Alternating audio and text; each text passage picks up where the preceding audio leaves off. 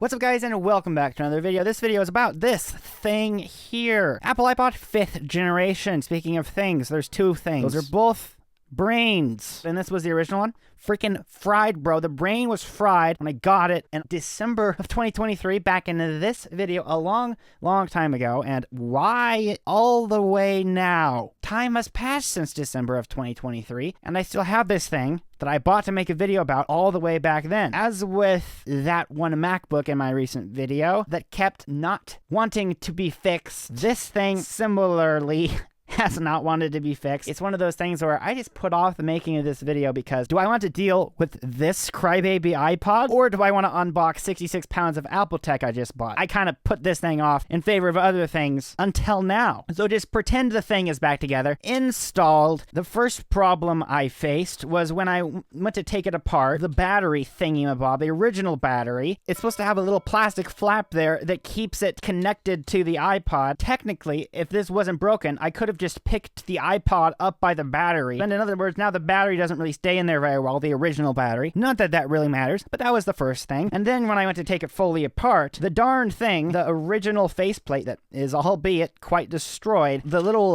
here, let me get a little container. You see these things? The little bits of plastic? Oh, wait, there's one of them left. Right there.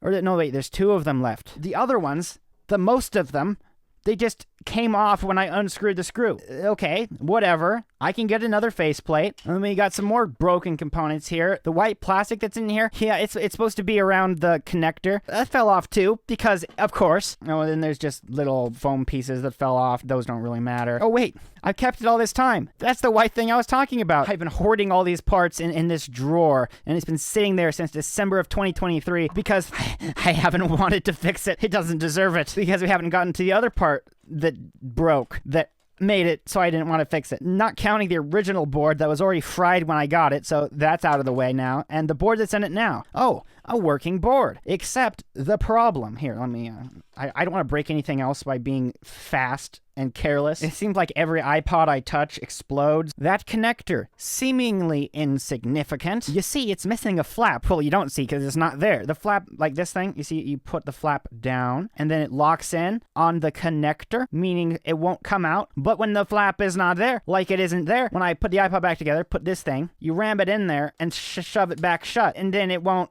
stay there. Meaning this board, although it works, unlike the original one, is useless. Unless I want to duct tape the connector back on or something and then just rubber band the thing together with the non-existent places to put screws. So have I covered everything that's gone wrong? I don't remember because I put this project off for so long. That's just off what's the top of my head. Who knows where this iPod has been before I got it in that eBay listing? I mean, it is destroyed. Look at that. It is not supposed to be near that scratched up. Now, I got the iPod 3rd generation in that video as well. Subscribe to my channel, and I have made a video about that. It was also problematic. The two of these things put together, both of these big fat iPods not functioning the way they should, it's kind of made me like not want to make videos about iPods, even though I really want to, because the two I happen to buy on eBay just have major things that keep going wrong. But let's not jinx it because, oh look, another thing. Elite Obsolete Electronics. He sent this over, and a big thanks to him, not sponsored or anything. He's just wanting to help me out, and hopefully this works. But hey, but before anything else, you know, this thing has been sitting neglected in my drawer for so long that does it turn on as it is before I take anything else apart? Does it? I don't know. I can't ask it. I have to tell it to turn on, shove this connector right in its hole. Oh, doesn't have a drive plugged in. Huh. I wonder why it's not turning on. Anyway, it powers on, at least. Kind of forgot about that drive. Oh, ghost image. We've got our screen, got our click wheel shoved out of there, and this thing, the motherboard, this time, don't fail me. Come on, motherboard. There you go. Gotta make sure all the flaps are intact. 1, 2, and 3. Good. The flaps are there, which means you're not gonna have any problems, right, iPod? No.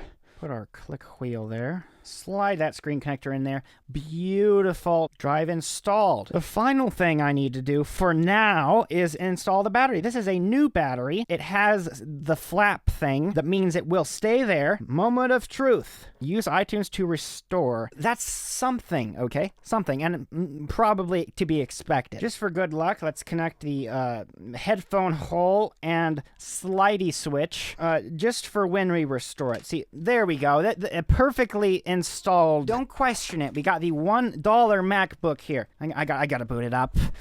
It's currently was in its not turned on mode. Shove the FireWire gently into the MacBook hole, and also do the same for the iPod's hole. There you go. Okay, it's in restore mode. All right, iTunes, we're gonna get an iPod to show up. No, actually, why aren't we getting an iPod to show up? That's so I made a bit of a cookie mistake there. FireWire cannot be used to sync the 5th gen. Charge only. I just forgot that it wasn't the solution for everything. I mean, come on. I wanted to use the cable with the Apple logo on it because everything with an Apple logo is better except the Apple polishing cloth. That is a thing that I purchased using money that I own now. I don't own the money anymore, but I own the Apple polishing cloth. Anyway, I used the Peter Griffin cable, USB powered. The thing still didn't show up. I waited for 2 minutes. It was complaining about very low battery power when plugged into the computer. And then when you plug it into wall power using a boring copy-paste Apple charger that has not that much power delivery, and then you plug it into the computer and it's like very low battery, cannot compute. Well, the black one won't do it. Let's get a white one. I'm talking about computers here. This one is also newer, 2010 rather than 2007. This is a phenomenon that I am not fond of. Okay, amigo friends, let me try the modern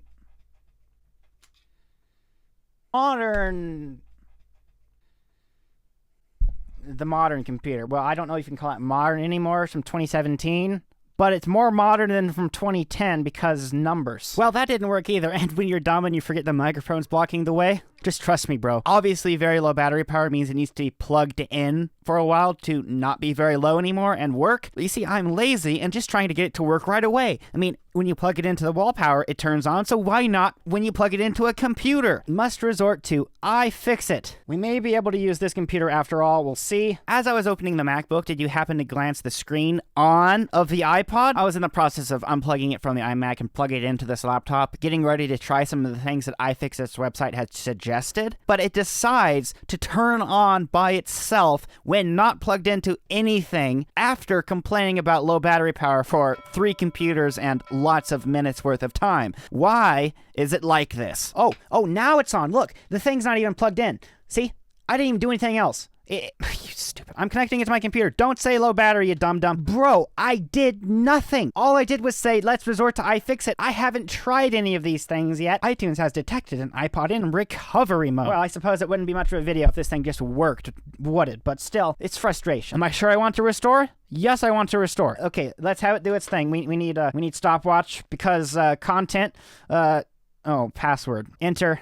Okay, and now stopwatch. Content, we gotta have the content. This is the original iPhone, by the way. Original iPhone, still useful in 2024. Life hack, just make YouTube videos and use it as a stopwatch. Your iPod has been restored to factory settings after less than 2 minutes. So I didn't even have to push myself past my TikTok attention span. Oh, it's been restored. But why? Why is it very low battery? Okay, see, when I plug it into Apple Charger, I bet the thing's just going to turn on and forget about its very low battery, okay? Is it going to forget about it? And this isn't even a powerful wall break. It's just the standard one. And there it is. I speak English. The next thing to do is let it charge for a while and hope that makes it not act like a stinky poopy pants anymore. Alright, just got past the 20-minute mark. The thing is still alive. Should we attempt to quickly plug it into the computer? Yes. Plug. It claims to be more than dead, which is good. More than dead. Welcome to my new iPod. I threw 23 gigabytes of stuff on it just to test if it plays sound out of the audio hole. Okay, the thing that I said was useless. The external phone speaker that you can't use with your phone because no headphone jack into your phone, and also it sounds worse than your phone speakers.